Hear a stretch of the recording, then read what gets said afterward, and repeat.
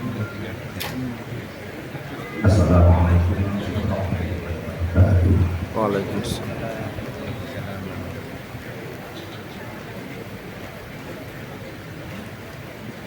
Alhamdulillah wa kafa wa salamun ala ibadihi alladziina istafa.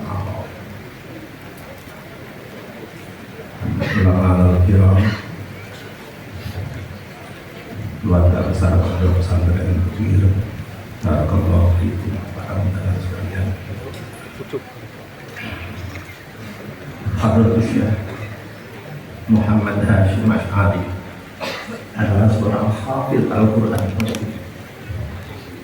Itu ada di keterangan Al-Inayah fil Qur'anil Karim, tulisan Syekh Ahmad bin Muhammad Al-Mahrabi, selain seorang muhaddis, seorang ahli hadis. Ketika belajar di Mekah bersama teman-temannya berikrar di hadapan Ka'bah untuk memperjuangkan negeri ini menjadi merdeka, kemudian mengevaluasi kenapa perjuangan para ulama, para pejuang dulu kok belum berhasil memerdekakan. Yang disorot adalah perjuangan pahlawan atau Pangeran Diponegoro. Ternyata Pangeran Diponegoro itu nama aslinya adalah Abdul Hamid Kontowir, berjuang untuk memerdekakan ini disertai 180 kiai, 13 yang sudah haji, 15 dari Habib, 12 penghulu.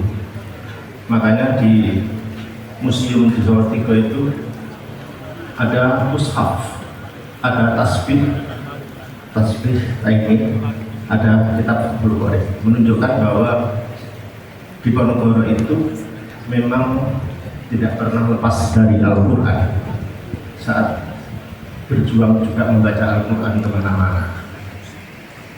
Kenapa ada tasbih? Ada tasbih ini karena beliau seorang mursyid thariqah Qadiriyah Naqsabandiyah. Kenapa ada Fathul Qorib?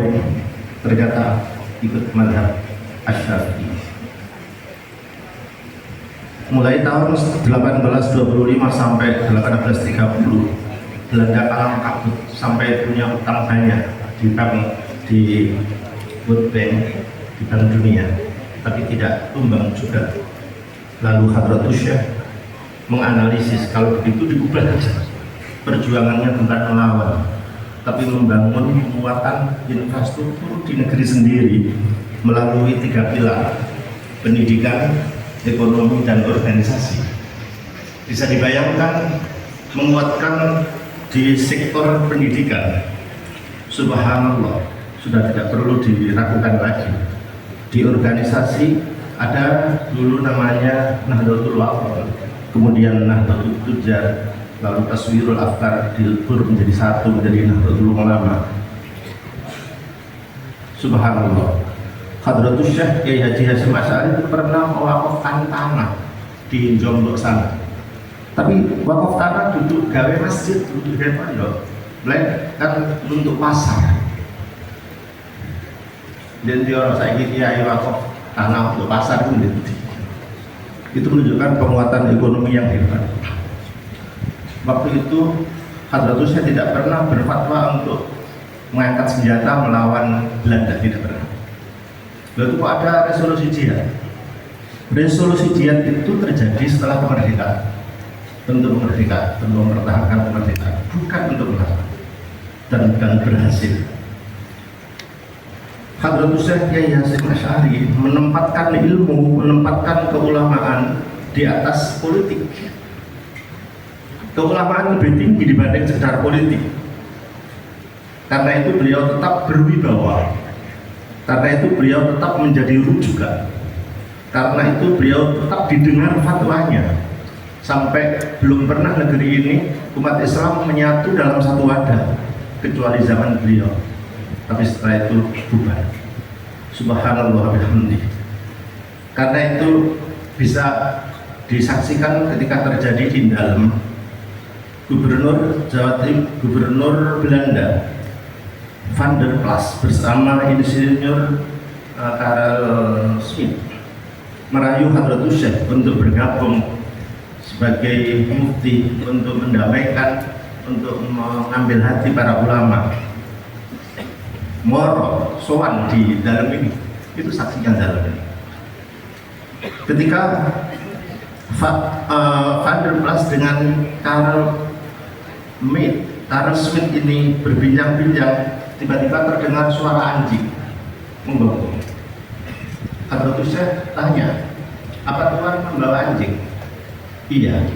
Sekarang di mana? Itu di luar, di gerbang. Kasihan, anjingnya kepanasan. Kalau kemana? Akhirnya anjing dimasukkan di rumah, di dalam itu, dan pembicaraan justru malah terjadi, bukan membicarakan tentang bagaimana ajakan Belanda diselimur sampai habis. Jarine rada muring-muring, kira-kira yang mesukan. Kok omonganku tentang politik kok gak direk nih, kok malah mereka anjingnya. Masa aku lebih najis dibanding anjing. Sampai rumah saya akhirnya bujang.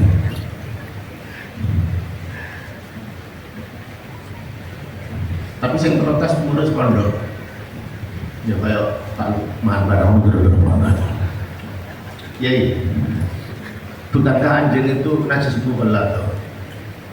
Sampai kiai, sing ngarani najis mukhalaf itu ahli fikih. Sementara anjingnya sendiri tidak ngerti apa dirinya itu najis apa enggak. Dua, jika najisnya anjing disiram menurut cara fikih sudah selesai, suci. Coba dipikir bagaimana najisnya pemikiran seorang ulama yang tunduk pada pola pikir Belanda dan itu menjadi cacat. Piye tobat, piye carane nyucen. Itulah jawaban Hadratus Syekh Kiai Haji Hasyim Asy'ari. Dan untuk mempertahankan jawabannya ini, Hadratus Syekh menyuruh santrinya agar puasa 3 hari. Puasa 3 hari bukan untuk memenangkan menjadi mufti, bukan, tapi untuk tetap tidak mau bergabung dengan fatwa Belanda tadi. Karena mana ketika singkat-singkat ya tak singkat lain. Pengasuh kedua, Bapak Kiai Haji Abdul Wahid Hashim, 1947 sampai 1950. Usianya sangat muda, belum 40, 39 sudah wafat. Tapi subhanallah, pribadi yang sangat cerdas, dinamis dan futuristik, menjadi anggota BPUPKI yang mempersiapkan kemerdekaan, dan nomor urut 9 diakui oleh masyarakat. Temannya seperti Presiden Soekarno, Hatta, kemudian Muhammad Yamin dan lain-lain. Memang anak muda yang berkualitas, sangat berkualitas karena dirinya, bukan berkualitas karena bapaknya.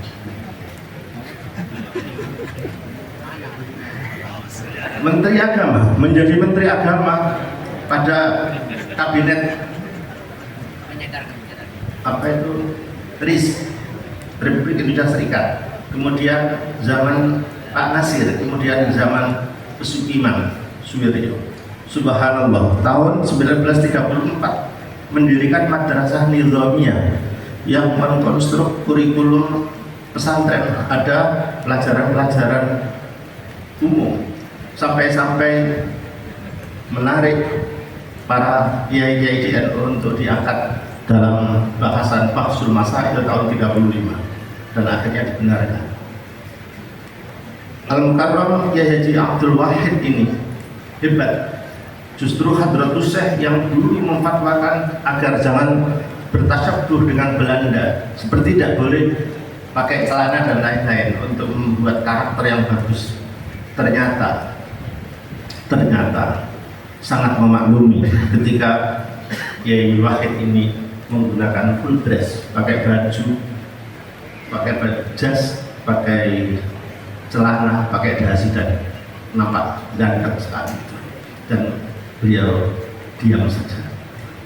Kiai Haji Abdul Wahid juga membidani berdirinya Universitas Islam Indonesia di Jogja, dan yang paling menarik untuk membekali diri menjadi pelayan umat, beliau pernah menjadi tukang ban tambal ban di sebelah di sana, menyamar sebagai reparasi sepeda tambal ban biar tidak kemegus, biar tidak merasa elit. Sampai dilatih seperti itu sehingga beberapa santri tahu, ini Gus Wakid mau sore, Gus Wakid tambal ban. Seperti itu kehebatannya. Bersama dengan para pejuang yang lain seperti As-Sayyid Faraj. Sayyid Faraj ini orang Arab yang mewakafkan rumah di Pegangsaan Timur Jakarta yang dipakai untuk proklamasi kemerdekaan Indonesia, yang kemudian ada lagu syukur oleh juga seorang Habib Muhammad Husain Al-Mutahhar. Barakallahu. Yang ketiga, Bapak Kiai Haji Abdul Karim. Ini sosok santri yang ilmunya bisa dikatakan laduni. Tahun 1950 sampai 51 diantarkan sendiri oleh Hadratus Syekh mondok di Jawa Tengah. Subhanallah, beberapa hari disuruh pulang. Alasannya, dalam diskusi-diskusi santri beliau justru bisa berbicara. Setelah ditanya, jawabannya sederhana saja dan oleh kiainya mengerti. Yang mengajari adalah Hadratus Syekh Kiai Haji Hasyim Asy'ari sendiri. Wis muli-muli seperti itu. Dengan demikian, bukan main kehebatan Kiai Haji Abdul Karim, otodidak yang hebat. Sampai-sampai dalam dunia sastra Arab sangat jagoan. Bisa dibayangkan, santri pondok pesantren biasa, otodidak biasa, ketika Sunan Ampel, Uin Sunan Ampel itu berdiri pertama, beliaulah yang menjadi dosen sastra Arab. Bisa dibayangkan, dosen sastra. Nomor 4 adalah Kiai Haji Ahmad Baydhawi. Ini menantu mulai tahun 1951 dan 52. Khirij, lulusan Mesir, dan saking hebatnya, bijaknya, sampai pernah menjadi qadhi di Mesir sana. Di Tebu Ireng mengajar kitab yang gede-gede dengan santri yang senior, seperti membaca Uqudul Juman dan lain-lain. Kemudian Hadratus waktu itu justru yang mengaji di semua yang umum. Kehebatan dari Kiai Ahmad Baydhawi ini sangat tawadhu, tidak pernah memarahi anaknya, walaupun putra-putranya itu mungkin tidak berkepol. Sampai punya itu dawuh, Pak Yai, boyo putranya itu dijiwir atau dikandani. Apa jawabannya Kiai Baydhawi? Iya, memang mereka adalah anakku, tapi mereka adalah putune guru. Piye ngene iki Ustaz? Nah, tak juga. Putune guru, tawadhunya bukan main. Pribadi-pribadi begini inilah yang kehidupannya penuh barokah. Yang kelima, Al-Mukarram Kiai Haji Abdul Khaliq, tahun 1953 sampai 1965, seorang sufi yang sangat sakti. Beliau seorang pengasuh yang sering melakukan ketok. Ketok itu ialah mengumpulkan santri pada maghrib dengan cara mengumpul beduk, tok tok tok. Itu berarti ada informasi, ada instruksi atau nasihat dari pengasuh. Saat itu menurut para alumni, Kiai Abdul Khaliq ini membuat ramalan tentang PKI. Tahun 1965 PKI ini akan berontak. Mbuh awal, mbuh akhir. Renio, segede-gede tak gendeng. Saat itu direspon oleh adiknya Gus Yakub. Gus Yakub adiknya Ibu Khadijah. Gus Yakub sama hebatnya, di Pagu itu membeli arit, gaman, celurit dan lain-lain banyak. Borong pesen di pandai-pandai besi, dibeli semua, disimpan di kamarnya semua, sampai ditanya oleh kayak dan ternyata begitu meletus PKI tinggal dibagi-bagikan saja. Subhanallah, kearifan beliau seperti itu. Dan karena ini, kehebatan beliau ini, ketika menumpas kegiatan PKI Pasar Malam di Jombang dan kemudian di dekat Mojowarno, santri-santri keluar semua. Ketika pulang cerita dewe-dewe, mau hebat rek. Begitu ketekanan Kiai Kholil, buyar kabeh. Situe sing nek kowe Mojowarno belum. Kiai Kholil bilang, bareng aku kok mimpin aku kok. Satu waktu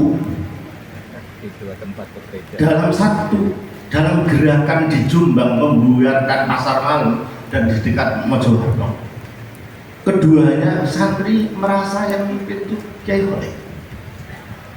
Sedikit punya sedikit, ternyata beliau memang ahli hizab tayyul ard, bisa melipat bumi dan bisa membelah sukma. Pirek, pengen rodongannya. Jadi seperti tayyul ard di akhir surat apa jadi al-anbiya yaumana sama atau yisidil kutub iku wacaan ya yang 100 gak ambekan modern gak sudah saksi modern.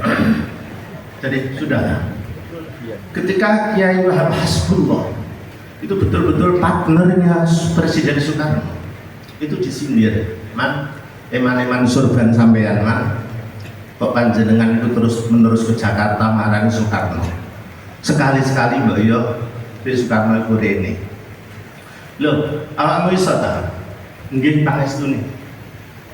Begitu diizini langsung masuk kamar dan khalwah 40 hari. Yang cerita ini Gus Akal. Dan betul Presiden Soekarno datang ke Tebuireng saat sembunyi-sembunyi. Keenam, Yai Muhammad Yusuf Hashim 1965 sampai 2006. Waktu kecil Hadratus Syekh itu mengatakan kepada tamunya begini. Jadi dalam itu ketika beliau main-main, meneng anakku yang paling banyak jasanya di umat ya Yusuf. Besok anak saya yang paling banyak jasanya di umat ya Yusuf. Subhanallah, ternyata jasa beliau di pesantren ini mengasuh selama 41 tahun, kemudian mengonsep sendiri tentang pembubaran PKI, diketik-ketik sendiri, diusulkan, bahkan diusulkan ke negara. Saya diceritani sendiri oleh beliau yang mengetik pembubaran PKI beliau sendiri, kemudian membubarkan undang-undang perkawinan. Subhanallah, ternyata beliau juga pernah menghafal Al-Quran di Sedayu. Subhanallah, juga yang mendirikan Madrasatul Quran bersama 6 kiai. Kiai Haji Yusuf Hashim betul-betul pribadi yang ifah, tidak pernah memajukan proposal ke pemerintah, tapi ngeterno kiai-kiai sehingga proposal ke Istana Sri. Itulah kehebatannya. Nomor 7. Nah ini, beliau adalah Salahuddin Al-Ayyubi. Namanya dengan pribadinya sama, Salah. 2006 sampai 2020, seorang pribadi yang responsif, kreatif dan inovatif. Ketika beliau mulai menjabat menjadi pengasuh, saya ditanya apa yang mesti dibenahi di pesantren ini. Saya jawab kurikulum, ibadah, dan bahasa. Lalu penjabarannya gimana saya jabarkan? Ternyata beliau lebih dari itu, menggarap pesantren ini seperti yang sekarang kita saksikan. Bukan main perkembangannya secara hebat, baik fisik maupun di unit-unit SMP, SMA, sanawiyah, aliyah disulap sedemikian rupa. Kemudian ada mu'allimin, Mahat Ali, Trensain, IKH, menjadi Unhas, SMK dan lain-lain. Dan ada Trensain. Kalau di Surabaya ada ITS, Institut Teknologi Surabaya, mudah-mudahan di Tebuireng ada IST, Institut Sains Tebuireng. Ada puskesmas, ada rumah sakit, ada museum, dan lain-lain. Dumateng keluarga Gus Solah, saya permisi mau menyampaikan hal yang sangat pribadi. Mudah-mudahan diridhoi. Satu, Gus Solah pernah bercerita punya teman yang dulu pernah ditolong, kemudian sukses di Malaysia dan lain-lain, sehingga duitnya banyak. Gus Solah ditransfer uang sebanyak 1,5 miliar, 1,5 miliar. Tapi uang itu habis untuk Unhas, mengubah IKH menjadi Unhas. Uang beliau sendiri. Beliau tidak hanya berjihad dengan pikirannya, dengan tenaganya, dengan uangnya. Itu 1,5 miliar. Mohon maaf, Bunyai waktu itu kan ada di mobil ya, perjalanan ke kemana, ke Madura. Sampai Bunyai itu cerita gini, Bunyai tadi, Pak, Mbak Yoti ngengei di nyuwun ngapunten, kula saya lagi ikut teguran. Pak, subhanallah, Ustaz. Ya wajar oke, opo tanda ya enggak di kursi lah. 1,5 miliar habis. Dan namanya punya ya sudah ikhlas. Karena keikhlasan beliau berdua inilah berita ini didengar oleh saya kayak dulu. Ditelepon, Gus, katanya, iya, loh Gus itu uang itu bukan untuk pondok Gus, untuk panjenengan pribadi. Ya sudah lah, ya pun akhirnya ditransfer maneh, saya ikhlas. Yang kedua, subhanallah, ini saya baru masuk kiai, tolong ini diperhatikan, itu saya setengah kiai. Beliau Kiai Salahuddin ini, Kiai Salahuddin itu aktif sholat tahajud jamaah bersama Bunyai Faridah. Iya dibaleni ya. Beliau itu aktif sholat tahajud bersama Bunyai. Siapa sing iya, iki sing terus iki ono akeh sing gak nglakoni. Begitu berdoa selesai, terus Gus Solah itu membalikkan badan, nyekel tangan ibunya, salaman, mengatakan dua hal. Satu, berterima kasih Bu, terima kasih atas khidmahnya kepada kami sehari ini. Wong lanang terima kasih kepada istrinya setiap malam pada tahajud. Di sini ada ketua IKPD, ketua apa alumni Tebuireng. Gak ngandel aku di Solo. Terus kedua, minta maaf barangkali sebagai suami ada kesalahan atau kurang bagusnya menyervis. Ayolah kita mencontoh kehebatan beliau. Kita sering dimasak oleh ibu, enaknya bukan main. Tapi mari mangan itu tidak pernah ada suami terus ngomong dari bojone ini, terima kasih Bu yo, masakan enak. Ya, kecil. Ojo guyu-guyu nggak ada ketoro. Jadi Gus Solah mengajarkan kepada kita bahwa bersyukur itu sebuah yang hebat. Masya Allah hebat. Nah, ini sekarang yang untuk yang di Bali ini namanya Abdurrahman Ad-Dakhil.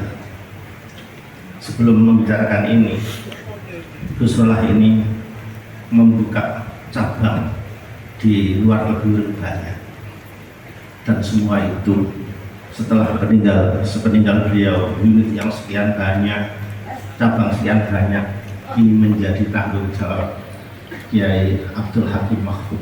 Dan saya hanya bisa berdoa mudah-mudahan beliau betul-betul diberi ketabahan. Amin. Dan menjadikan kesuksesan kelanjutan pesantren ini. Barakallah. Kiai Abdurrahman Ad-Dakhil ini julukannya adalah Sokru Quraisy ala Jibali Andalus, elang Quraisy yang bertengger di pegunungan perbukitan Andalus. Subhanallah.